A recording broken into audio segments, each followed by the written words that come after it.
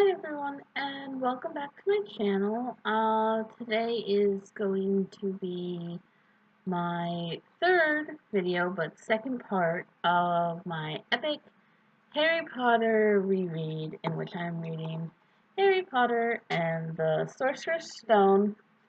I already explained why I picked these covers. Today I'm just want to touch on a few things as I'm all tabbed. As you can see, that's my bookmark.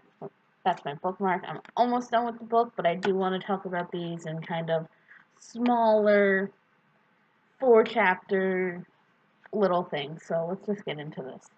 So the first thing I tabbed was the fact that the Wizarding Bank and like their money system just doesn't make sense. Like it's just kind of a bad system.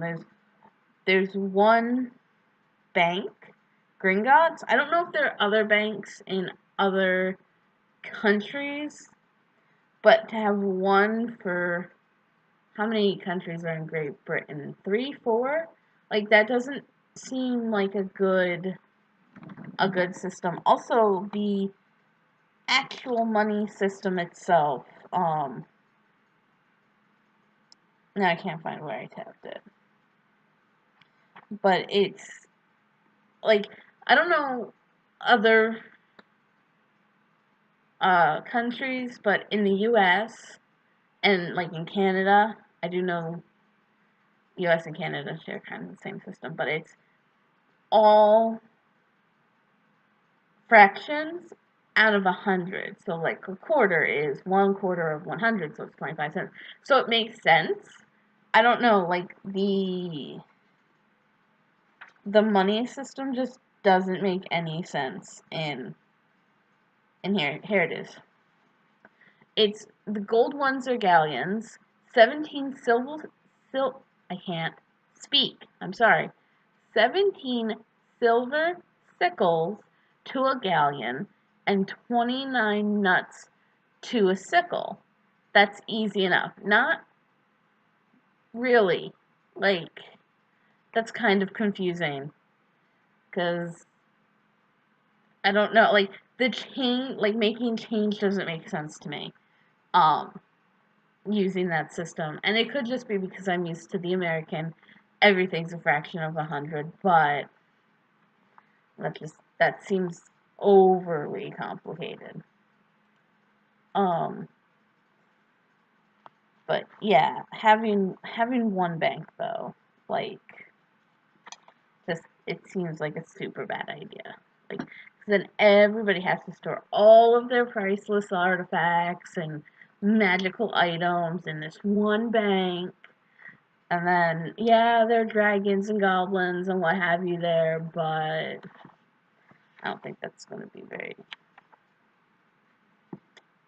very helpful for anybody.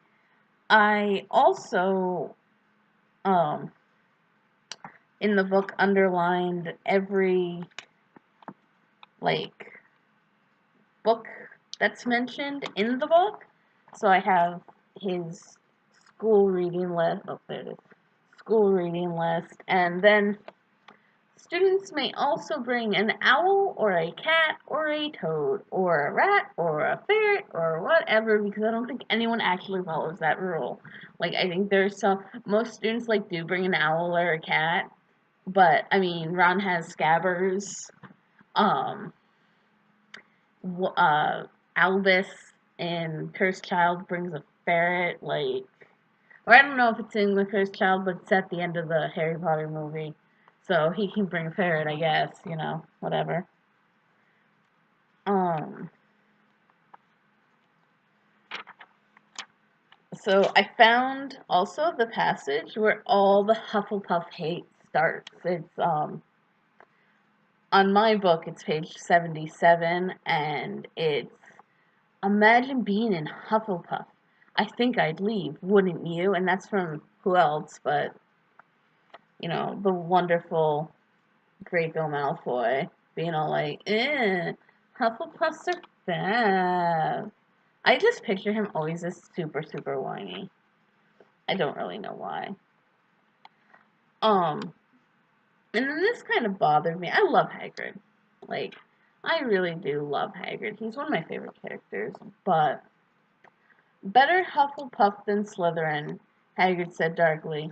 There's not a single witch or wizard who went bad who wasn't in Slytherin. You know who was one. And it's imagine going to school with that on in your head. Like, everyone who is in my house ends up being evil. Like, that's so rude. I don't know. And then I also underlined all the different wands from Ollivander. It keeps. But yeah, like these are all wands from Ollivander's, and I really do like that he remembers all the dimensions and everything from all the ones that he's ever sold. I think that's like a really endearing trait for somebody. It's like he puts so much love and care into making these that it seems really sweet that he remembers every single customer.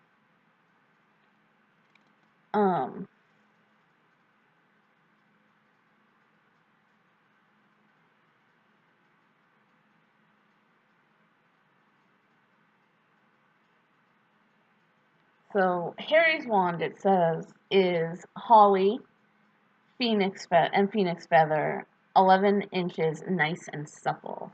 And Voldemort's wand, which also has phoenix feather, was 13 and a half inches and made out of yew. And my very limited, memory of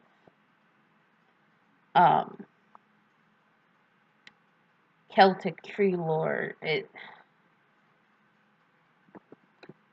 can't even remember now, but like you can look up what all these different all the different wood means, and they all have a different meaning, which is really cool. And also, let's talk about wand prices, because it's 7 galleons for a wand, for a new wand. Is that the standard price?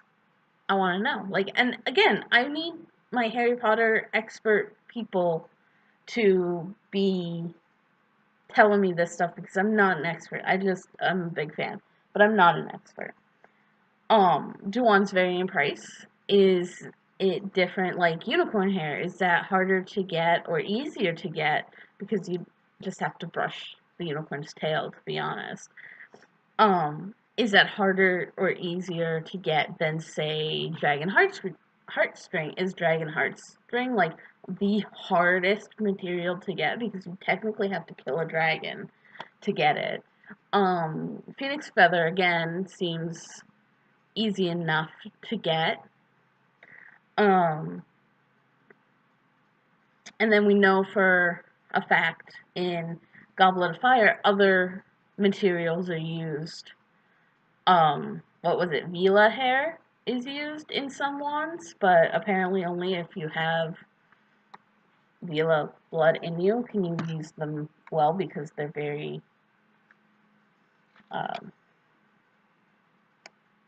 what's the word I'm looking for? Like particular, I guess.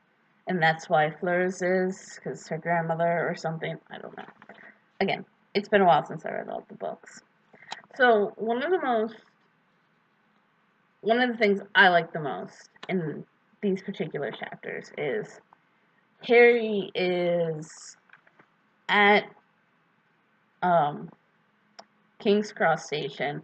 He has nowhere to go. He's trying to get to platform 9 3/4 because, wizards can't do anything freaking normal at all. And,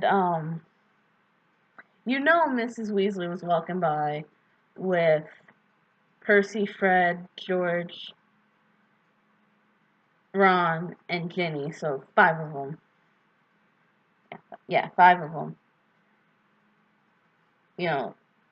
5 of her kids have already gone to Hogwarts at this point because Bill, Charlie, Percy, Fred, and George have already gone to Hogwarts at least once. And she goes, now, what's that platform number to get Harry's attention because he's standing there with an owl and his trunk and looking all lost. And she's like, that poor kid, let me be as loud as possible.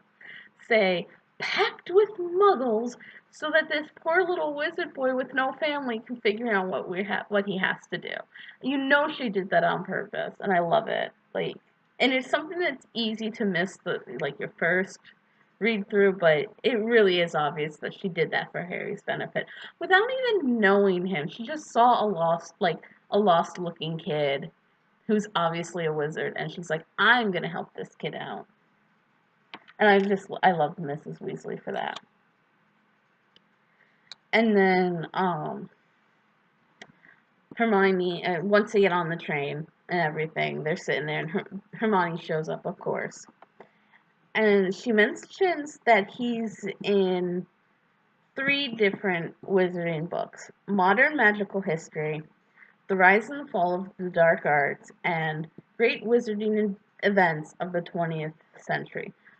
Could you imagine being in 3 different history books before the age of 2? Like, how, and not knowing about this your whole life for 11 years, just, you have no idea what's going on, and then all of a sudden you're just, like, rich, and you're famous, and it, just, imagine being Harry in that particular moment.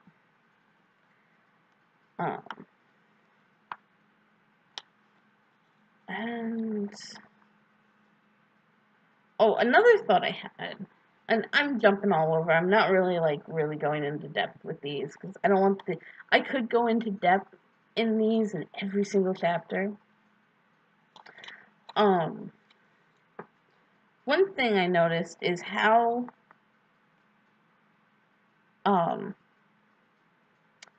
humanized Mrs. Norris is. And it got me thinking, like, she's always hanging out with Filch, and you can't break rules in front of her because she'll go and tell, but how does she go tell? How, like, is she a bewitched cat? Is she, just, a magic cat who knows these things? Or is she a bewitched witch? Or an animagus who just decided to stay in cat form? That I would like to know. Like, that, I don't know, that could be just my kooky theory, but she's, either bewitched or she's an animagus. And she will forever just be like, I'm cool being a cat. It's so much easier. And then chapter 8 is the Potions Master, where they have their first potions lesson. And it pretty much cements in my life why I dislike Snape so much. And I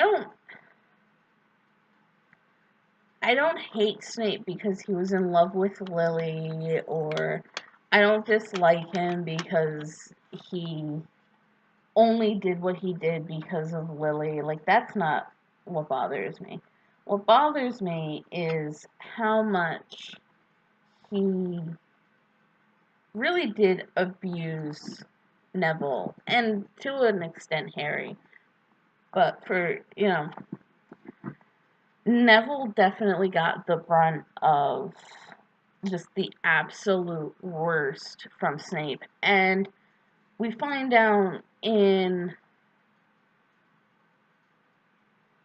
Prisoner of Azkaban. I had to stop and really think about which one it was. But we find out in Prisoner of Azkaban that Neville's biggest fear, and it's not anything that a normal kid would have. Normal kids have fear of spiders and,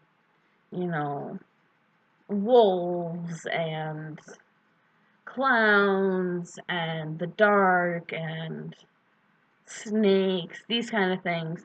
Neville's biggest fear is Professor Snape. And it's not even like this is a boarding school. It's not even like he can go home and be away from it. He lives in the same place as the teacher that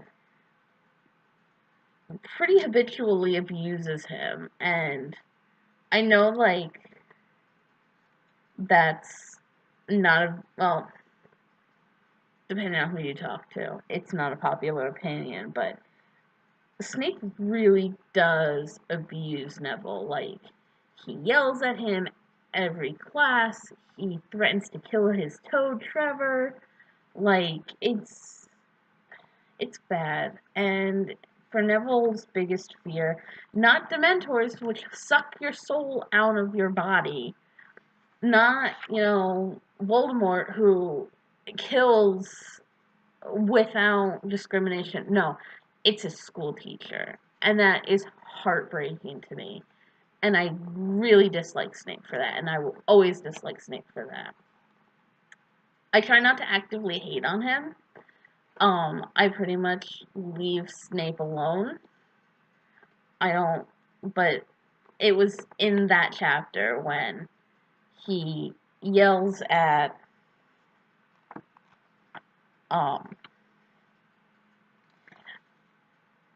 Seamus, and then turns around and tells Harry, who wasn't even Neville's partner at this point, like, they're trying to brew a potion, like, why didn't you tell him not to do that? It's like, you're a crappy teacher, and you shouldn't be teaching if you're gonna treat your kids like that. But, and that's my rant about Professor Snape being a horrible, horrible human being. But yeah, I'm almost done. I'm on chapter 16 now. Love that. But, I love the art, too. Like, the art is so, like, kind of weird looking. But I love it. So, yeah, let me know your opinions about these 4 chapters of Harry Potter and the Sorcerer's Stone. Like, comment, subscribe, thumbs up if you feel like Harry Potter, I guess. And have a great day. I will see you next time. Bye-bye.